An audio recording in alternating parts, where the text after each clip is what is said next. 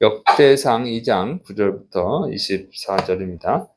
이제 역대상 9장까지는 그냥 성경 읽기한다 이런 식으로 생각하면 될 것 같아요. 자, 이제 다윗 가계에 대해서 기록하고 있습니다. 근데 이제 좀 특별한 사람들 위주로 이제 소개를 합니다. 역대상 2장 9절부터 10절. 헤스론이 낳은 아들은 여라무엘과 람과 글루베라. 람은 아비나답을 낳고 아미나답은 나손을 낳았으니 나손은 유다 자손의 방백이며 이렇게 했어요.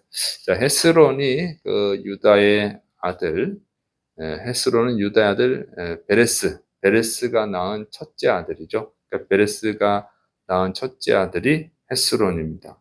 이렇게 헤스론을 기록을 하는데 이제 헤스론의 후손을 기록하면서 이제 그 둘째 아들 헤스론이 낳은 둘째 아들 람을 먼저 기록을 하죠. 왜 그러냐면 이 람이 그 다윗의 조상이기 때문에 그래요. 그래서 람의 후손에서 다윗이 나옵니다. 그래서 이제 이 다윗이 중요하죠. 그래서 이렇게 기록을 합니다. 그래서 이제 이 성경을 보면은 순서대로 자식들을 낳은 순서대로 기록하기도 하지만 중요한 사람 순서대로 기록하기도 해요. 그래서 중요한 것은 하나님께서 사랑하시는 사람이 중요하죠. 그러니까 하나님이 주인이니까. 그래서 우리는 사람들한테 중요한 사람이 되는 것보다 하나님께 중요한 사람이 되어야 됩니다. 그러니까 하나님이 기억하시는 사람이 되어야 되는 거죠. 사실 얼마나 많은 사람들이 성경 시대에 살았겠어요. 근데 그 사람들 다 기록하지 않아요. 하나님께 중요한 사람, 또 기록하는 사람은 벌 받는 사람 이렇게 되는 거죠. 그래서 우리는 벌 받는 사람으로 기록되면 안 되고 하나님께 상 받는 사람, 하나님께 중요한 사람으로 기록이 되어야 될 줄을 믿으시 바랍니다. 이제 두 번째는 살마, 역대상 2장 11절. 나손은 살마를 낳고 살마는 보아스를 낳고 이 살마는 룻기 4장 20절, 마태복음 1장 4절, 누가복음 3장 32절에는 살몬으로 기록하고 있어요. 그래서 여기는 살마로 기록했는데 살몬입니다. 자, 이 사람이 이제 중요한 이유는 뭐냐면 이스라엘이 가나안 땅을 정복하죠. 그때 이제 여리고성 전투를 하잖아요. 여리고성 전투에서 살아남은 사람이 기생 라합이죠. 그러니까 그 기생 라합과 결혼해서 그래요. 기생이랑 결혼할 사람이 많지 않겠죠. 근데 이제 이 살마는 결혼을 한 거예요. 살마는 그냥 하나님이 이제 라합이 과거는 어쨌든지 간에 이제 하나님의 자녀가 됐잖아요. 그거를 본 거죠. 그러니까 믿음을 보고 결혼을 한 것입니다. 그래서 이제 또 하나님이 은혜를 주신 거예요. 그래서 진정으로 하나님을 영접하면 얼마든지 하나님이 용서해 주시고 또 사람 보지 않고 하나님의 뜻을 따르는 삶아 또 하나님께서 복을 주셨다고 하는 것이죠. 그래서 우리가 하나님을 정말 하나님의 뜻을 따르는 거 이게 쉽지 않아요. 근데 정말 하나님의 뜻을 따라가는 사람에게는 은혜가 있다는 거. 이거 얼마나 또 비난했겠어요. 너 결혼할 사람이 없어서 뭐 창녀랑 결혼하냐 뭐 이렇게 할 수도 있는데 기생이랑 결혼하냐 뭐 이렇게 하는데 이 살마는 그런 거 신경을 안 쓴 거죠. 그래서 또 하나님의 은혜가 있는 것이죠. 이제 보아스를 기록합니다. 역대상 2장 12절 15절.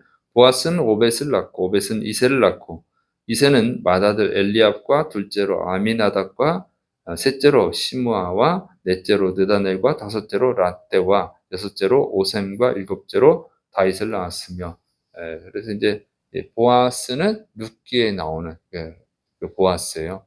룻하고 결혼한 여자. 이제 룻하고 결혼한 남자죠, 부자.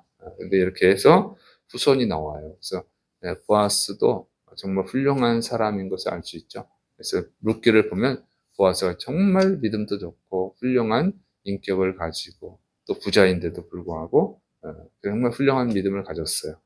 그래서 하나님이 또 거기에서 이제 다윗의 후손이 나오게 하고 또 예수님이 나오게 하는 것입니다. 그러니까 하나님 다 이유가 있어요. 하나님께 사랑받을 만한 축복받을 만한 이유들이 있습니다. 자, 그 다음에 이제 다윗의 자매들에 대한 족보입니다. 역대상 2장 16절, 17절. 그들의 자매는 수루야와 아비가일이라. 수루야의 아들은 아비새와 요압과 아사엘 삼형제요. 아비가일은 아마사를 낳았으니 아마사의 아버지는 이스마엘 사람 예델이었더라. 그래서 아비새, 요압, 아사엘 이렇게 나오죠. 다윗이 왕이 되는데 다윗 왕국을 견고히 세우는데 아주 중요한 사람들이에요. 다 사촌들입니다. 그래서 혼자 성공하는 게 아니에요. 물론 아무리 뛰어나도 혼자 할 수는 없죠. 같이 하는 사람들이 있어서 그래요. 돕는 자들이 있어야 승리할 수 있습니다. 근데 이 돕는 사람들이 많은 것은요, 또 하나님의 은혜가 있고, 두 번째로는 성품이 좋아야죠.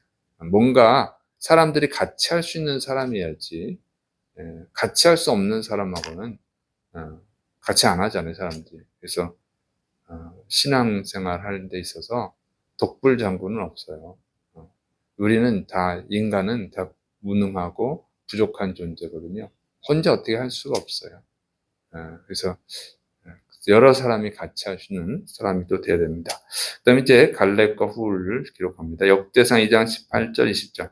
헤스론의 아들 갈렙이 그의 아내 아수바와 여리오색에서 아들을 낳았으니 그가 낳은 아들들은 예셀과 소박과 아르돈이며 아수바가 죽은 후에 갈렙이 또 에브라색에 장가들었더니 에브라시 그에게 훌을 낳아 주었고 훌은 우리를 낳았고 우리는 부살레를 낳았더라. 이제 이 갈렙 하면 이제 여호수아와 함께 가나안 땅을 정복한 그 갈렙을 생각하시는데 그 갈렙이 아니고 동명이인이에요. 그래서 역대상 2장 9절 여기 나오는 글루베와 같은 사람이에요. 글루베의 이름을 또 갈렙이라고도 한 거죠. 자, 이 사람이 이제 훌을 낳았는데 훌은 이제 이스라엘이 출애굽할 때 아말렉과 전투를 하게 되죠. 아말렉이 기습을 해서 그때 이제 모세가 산에서 기도하는데 아론과 훌이 팔을 붙들어 주죠. 그 사람입니다. 자, 그다음에 이제 헤스론이 마겔에게서 얻은 후손들을 기록합니다. 역대상 2장 21절부터 24절.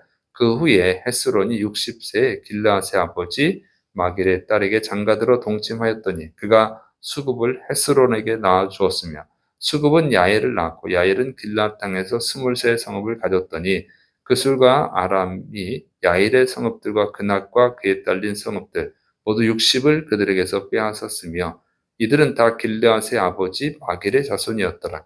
헤스론이 갈렙 에브라다에서 죽은 후에 그의 아내 아비야가 그로 말미암아 아수를 낳았으니 아수는 드고아의 아버지더라. 자, 헤스론이 이제 자식들을 많이 낳았는데 그 62세 마길에 따라 결혼해서 수굽을 낳았다는 거죠. 근데 수굽은 이 수굽의 아들 야엘이 23성읍을 다스렸었던 사람이라고 하는 거예요. 그런데 그래서 구스가 아람에게 다 뺏겼다고 하는 것이죠. 그래서 아무리 또 능력 있고 강해도 하나님의 은혜가 없으면 또 다 뺏기는 거예요. 하나님의 은혜가 있어야지. 왜 뺏겼는지, 무슨 이유로 뺏겼는지는 모르겠고, 안 나왔으니까. 그러나 어쨌든 하나님의 은혜가 있어야 그것을 갖고 누릴 수가 있는 것이지, 하나님의 은혜를 베풀지 않으면 다 뺏기는 거예요. 그래서 우리는 하나님을 의지하면서 살아야 된다고 하는 것입니다. 하나님을 의지하지 않고는 살아갈 수가 없어요. 모든 것은 다 하나님의 손에 있는 줄을 믿으시길 바랍니다. 역대상 9장까지는 이렇게 그래서 성경 읽기 한다, 성경 공부한다 이 정도로 생각하시면 되겠습니다. 기도하겠습니다. 사랑이 많으신 하나님 아버지, 오늘도 주의 말씀으로 우리를 가르쳐 주시니 감사드립니다. 우리가 항상 주님의 은혜를 받기에 합당한 자가 될 수 있도록 붙들어 주옵소서. 주께서 역사하심을 믿고 예수님의 이름으로 감사하며 기도드립니다. 아멘.